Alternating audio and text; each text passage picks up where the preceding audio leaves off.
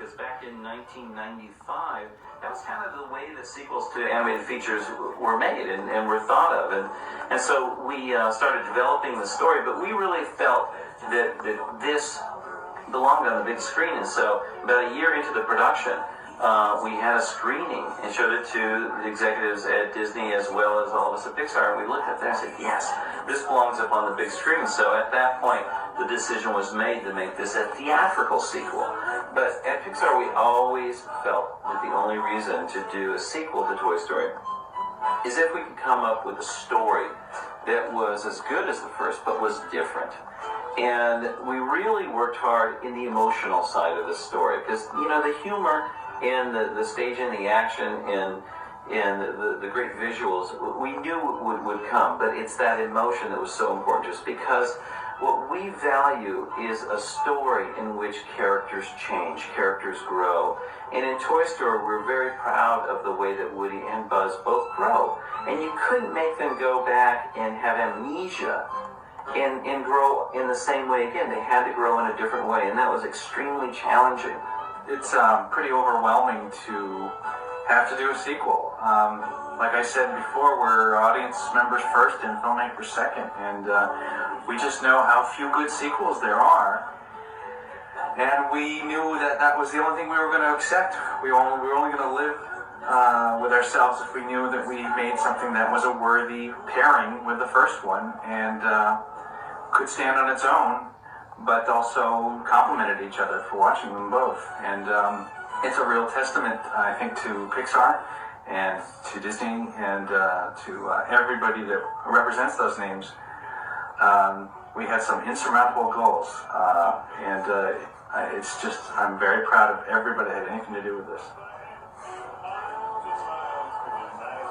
In choosing to do a sequel, we also recognize that these characters mean a lot to people, and we had to do it right. We had to do it, make it great. Right after Toy Story came out, my family took a vacation, and we were changing planes in an airport, and we got off the plane. And this is 5 days after the movie came out, and there was a little boy standing outside the gate, clearly waiting for his dad. He was holding a Woody doll. And this is just after our movie came out. And at that moment, I realized that these characters don't belong to us anymore. We created them, but they don't belong to us anymore. They belong to the world. I just have to say I'm so glad that Toy Story 2 came along when it did, because we were ready to make this film at the time we made it.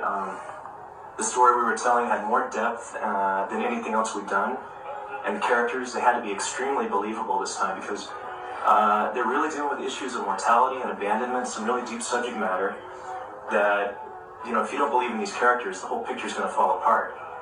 But luckily we had 2 movies under our belt, and we'd all become better filmmakers at the studio. So everyone was prepared to face the challenges that the story offered. This is the first time I've seen the movie for a while, and I'm still amazed at the fantastic job that everyone on this crew did. So please take a look at their names as they roll by here, because they worked really hard and they went to incredible lengths to bring this movie to you. Not just the animators, but the story crew, lighting, modeling, everyone. It was just great how much experience they had. And the actors. This. Yeah, not even that. Well, the great thing about the actors is that, you know, this movie wouldn't be the movie that it is without those amazing performers, and we just thank our lucky stars that every last one of them wanted to come back and be a part of this movie. We've always been so generous in having these actors be an integral part of creating these characters alongside us. And we have to give Tom Hanks, Tim Allen, all of them as much credit for these characters as ourselves. And I think the actors recognized that, and when they heard we were doing a sequel and they heard the story and thought it was so great, I don't think any of them wanted to envision a Toy Story 2 that had somebody else's voice coming out of the character's mouth that they created. So often when I'm questioned about this, everybody wants to know how the technology has grown since we made the original. And yes, it has grown a lot. But really what makes this film great is the people who worked on it. Yeah, the work that you're seeing here